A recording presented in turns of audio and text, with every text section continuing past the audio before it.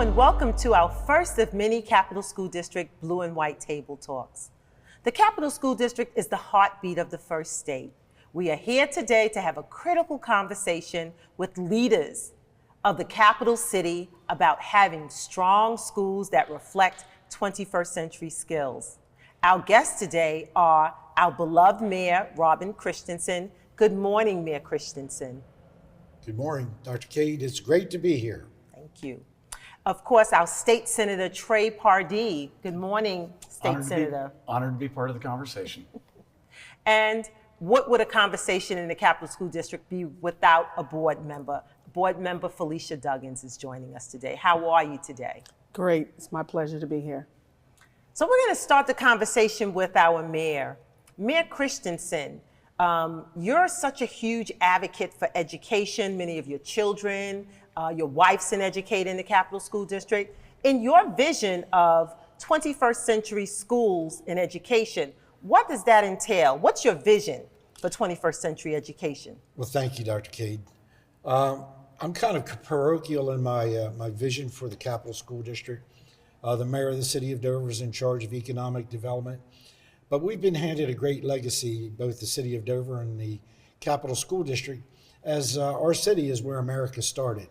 So I think it's only appropriate that we carry that legacy forward and show to the nation and to the world the benefit of the new programs and innovation that you've brought to the Capital School District. So we support those 1,000%. It's an economic development tool. It's a no-brainer that we want the best schools for our students, not only today, but to preserve our legacy and the legacy we're going to pass on to our citizens in the future. So outstanding works. Thank you. Thank you. And of course, you know, as we talk about K-12 being the hub of economic development, and the mayor spoke to that, Ms. Duggins, you're a former and retired educator and now serving on the school board in the Capital School District. What does your vision for 21st century schools look like? Thank you. As a former business teacher, retired principal, and new school board member, I have watched how schools have changed drastically over the past decade. I have 5 grandchildren who are impacted by the 21st century learning environment within our district. My twin granddaughters are currently attending an elementary school because of the Spanish immersion program. Their mother understands the importance of minimally being bilingual. They have been involved in that program since they were kindergartners, and they're now in the 4th grade. This is an important aspect to 21st century skills, because our students nowadays have to be able to, well, they benefit by speaking more than one language.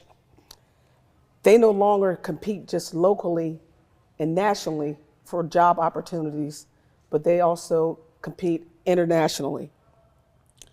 Our students having the advantage of speaking another language positions them to accept opportunities globally with confidence. Yes. Thank you so much. And I'm going to shift over to our legislator, and certainly having Senator Paradee be a resident in our district, being very visible in our schools. From a legislative perspective, how do you support school districts like the Capital School District in our efforts in trying to evolve to strengthen our 21st century approaches? So I think you can't talk about 21st century education without talking about communication and technology and the way that it continues to evolve, and to the way it changes how coursework is developed in the classroom, but also in terms of how it affects the daily lives of kids growing up today, and the needs to understand and be proficient in technology and communication skills, you know, once a young person enters the workforce. So I think it is important that that we recognize that we understand that, And there are a couple steps that we need to continue to work towards. One, there are still some internet gaps in parts of the Capital School District, particularly out in the area of Hartley, Marydale. We want to make sure that young people who live out in those areas have access to the internet, and not just have access to the internet, but actually have a decent connection.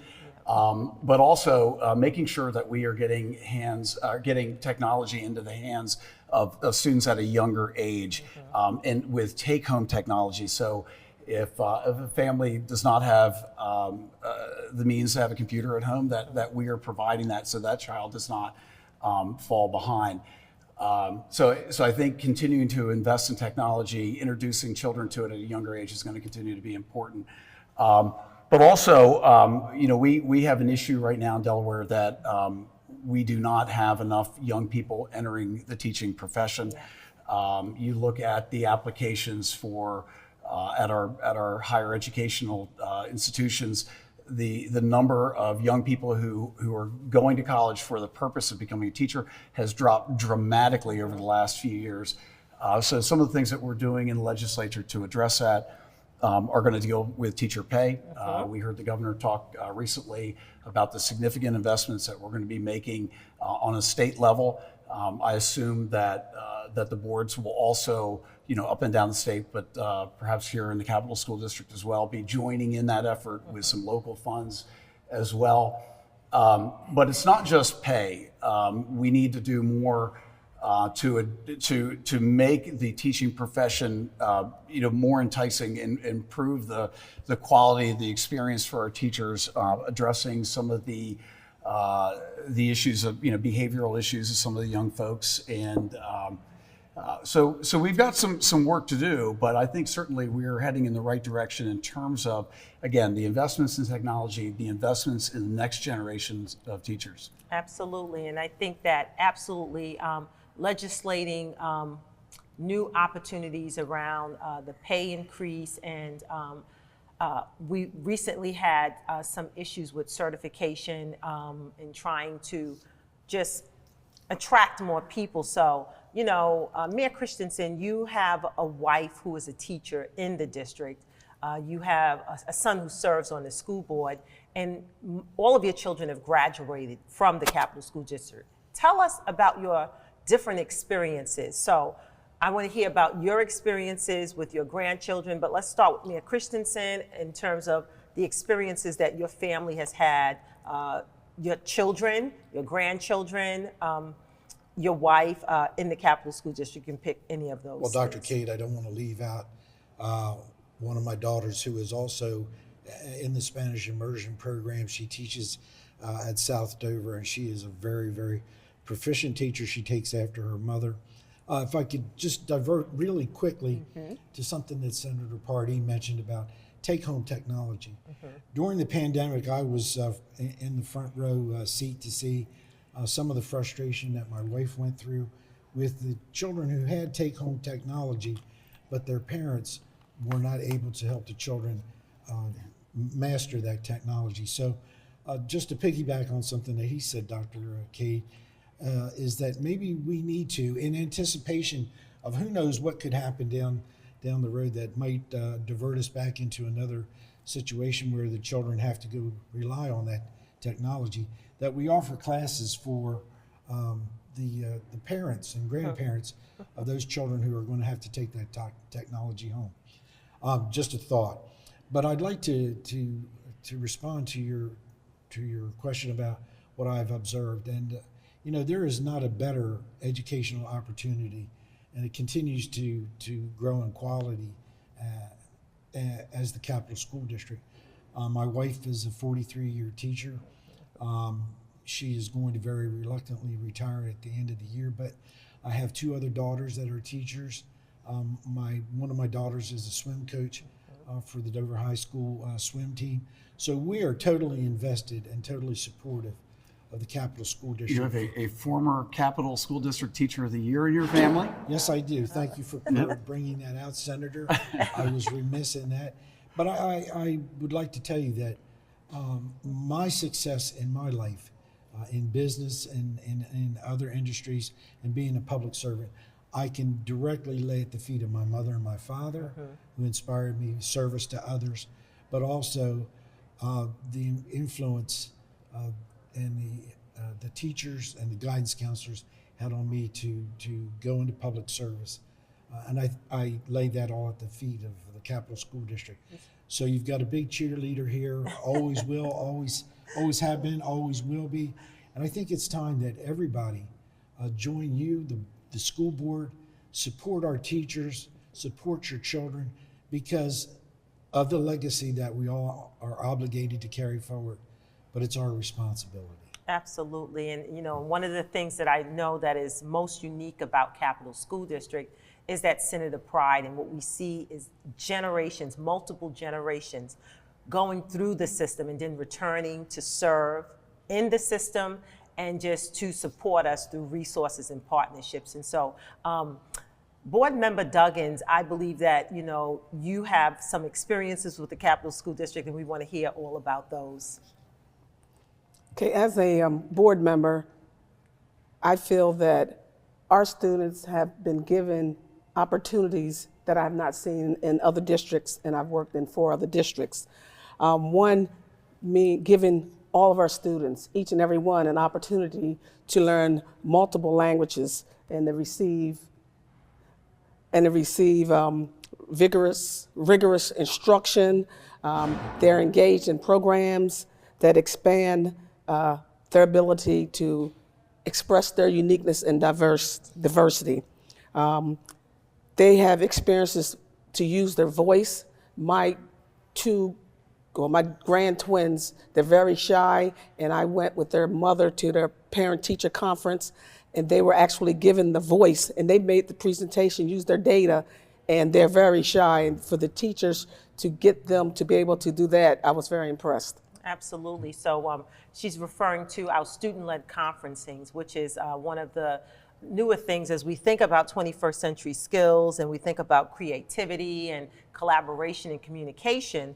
We know that our young people today, not outside of just media literacy and technology literacy, that they will have to be proficient public speakers, collaborators with people from very diverse backgrounds as they are global citizens. And so we try to bolster those experiences, and joining the League of Innovative Schools was one of the things that I sought out during my first year, because I know that membership is going to expose our district to opportunities that are outside of our state, but bring that innovation into our state to share with other districts. And so I'm just excited about what we're doing here in the Capital School District. And we're going to take a break now, and we're going to hear from other guests about this topic. Thank you. DETV has been Delaware's premium provider of creative digital and broadcasting solutions that bridges communities and connects people. We create great stories for all audiences. We deliver independent news throughout Delaware. We are digital platform innovators. And we develop marketing and sales solutions so you can stay connected to your audience. Now, why do we do what we do here on DETV? We do it because we care. So, keep watching and follow us on all of our social media platforms. Remember, DETV, online, on air, on time. Welcome back. Before the break, we had a great discussion about 21st century skills in the Capital School District. Now joining us for part 2 of that conversation is Desmond Wynn of the Rockford Center. How are you, Desmond? I am doing well, and I appreciate the invite for this blue and white table talk.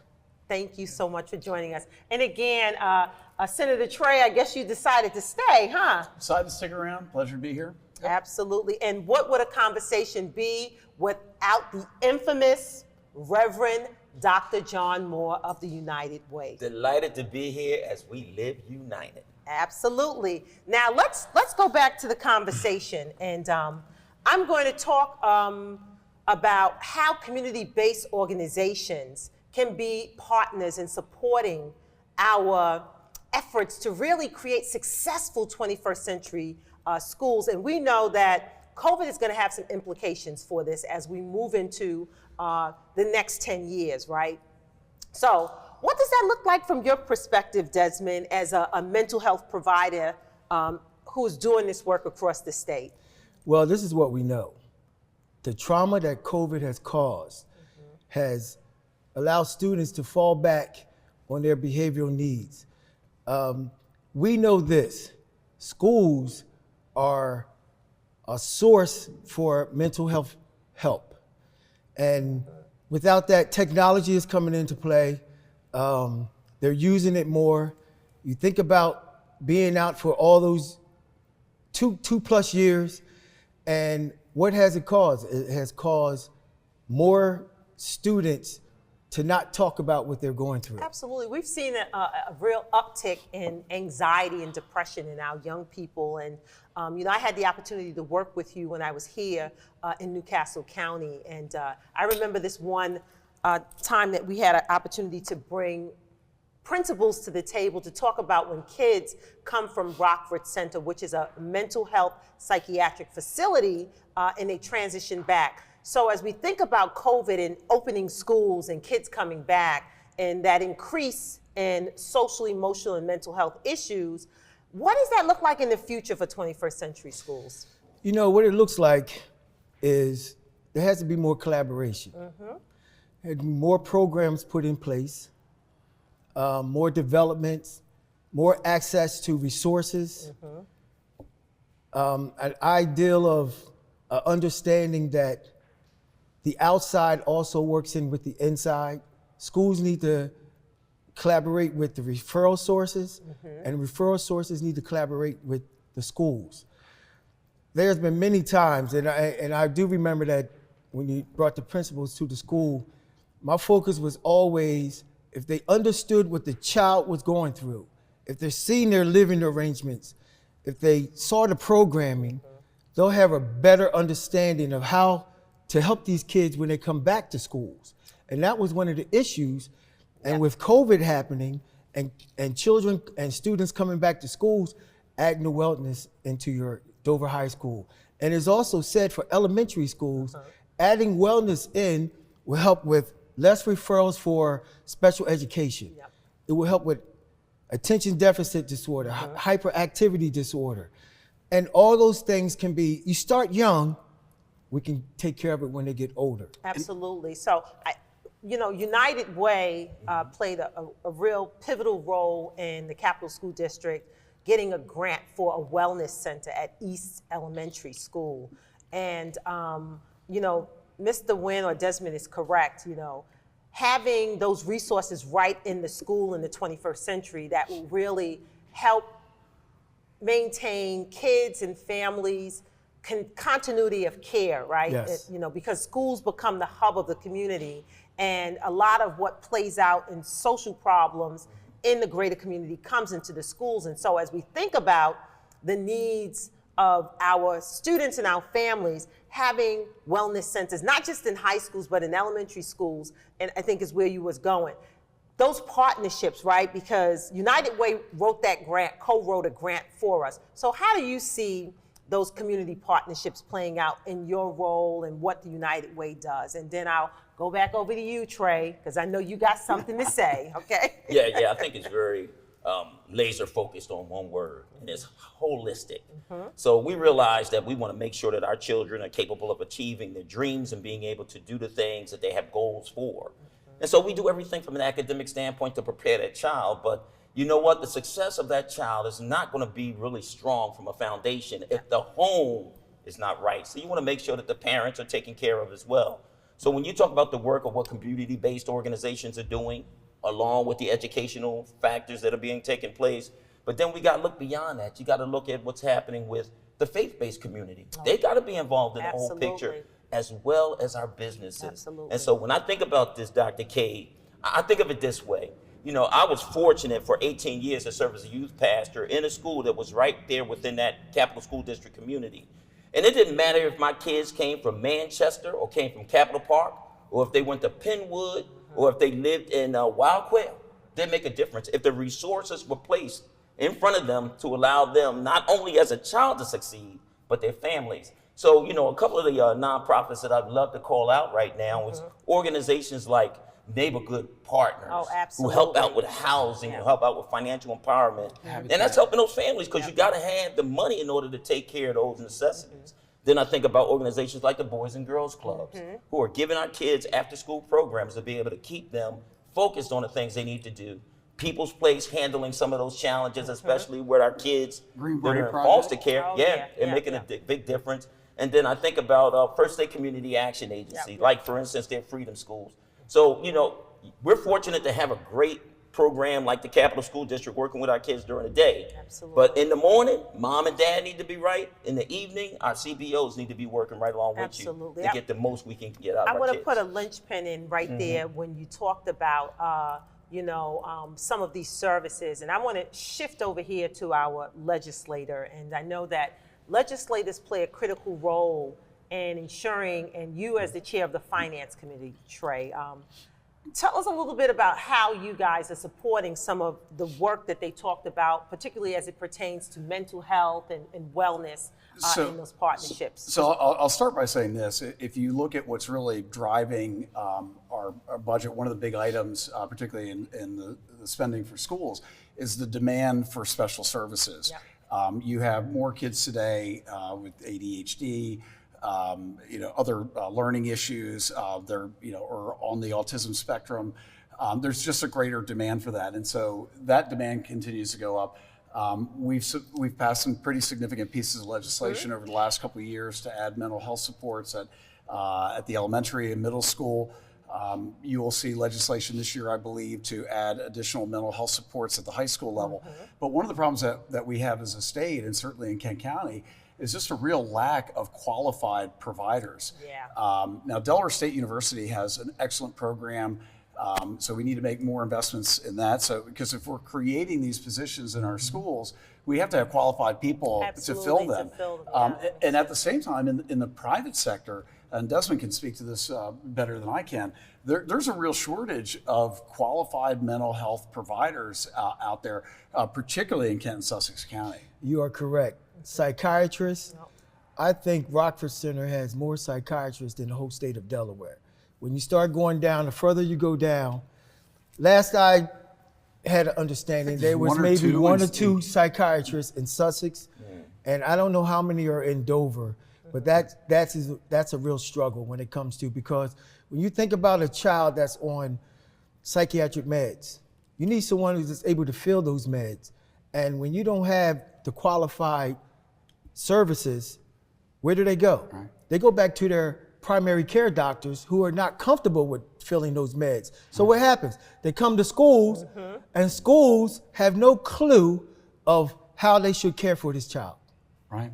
So I'm going to shift the focus back to what those services look like in 21st century schools. We absolutely respect that. We have support through legislation for funding to provide those units or those people to do the services. And we have a whole nother conversation about workforce shortfalls in terms of having the people, right, qualified to do the jobs. But as we think about strong 21st century schools, what does it look like in a day-to-day issue is, and so we have models like in Akron and across our nation where schools have evolved as the sort of the hub of the community. And oftentimes parents come to the school through the wellness center. It's not just for the kids, but it's for the staff, it's for the kids at the school, and it's for the community. And so when we think about those services, right, we're seeing more and more food pantries in schools, right? So what does it look like in a 21st century school? Because we know that 21st century skills, communication, critical thinking, all of those things are important, but we also understand that COVID's unfolding for many years to come necessitates. And the nonstop bombardment of social media. Absolutely. And everything that the kids are dealing with. Absolutely. Right? The violence they see on TV. If I could say something specifically about the mission of what we do at United Way. Our mission and our vision is to advance the common good to create opportunities for all people. with an impact that children, individuals, and families succeed. So, Dr. Kate, as you're talking about what can we do in order to advance that 21st century student, it takes that old cliche, it takes a village. It takes all of us coming together. I'm so proud to be sitting here with Desmond and, of course, with the senator and yourself, because all of us are working collectively in order to be able to make this impact. So when you think about it from this perspective, you think, okay, I'm not the subject matter expert in regards to what I can do.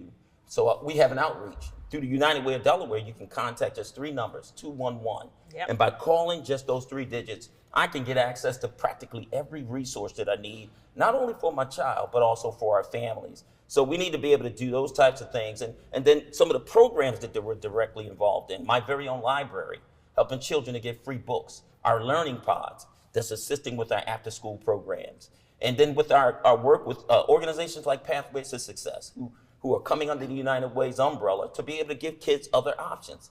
Everybody don't want to go to college. Yep. I know this from serving 20 years in the United States Air Force and working in the background to where if you didn't go to college, if you learned a trade, if you learned something that made you capable of being able to earn a good income, you can be able to go ahead and help that kid still succeed. And so the United Way, through all of our collaboration with great partners in our community, we're able to open up doors that once were closed. Okay, so I'm going to talk a little bit about the diversity that we see in public schools. There's research that tells us that more and more by 2025, the majority of children in public schools will be low-income kids and children of color, right?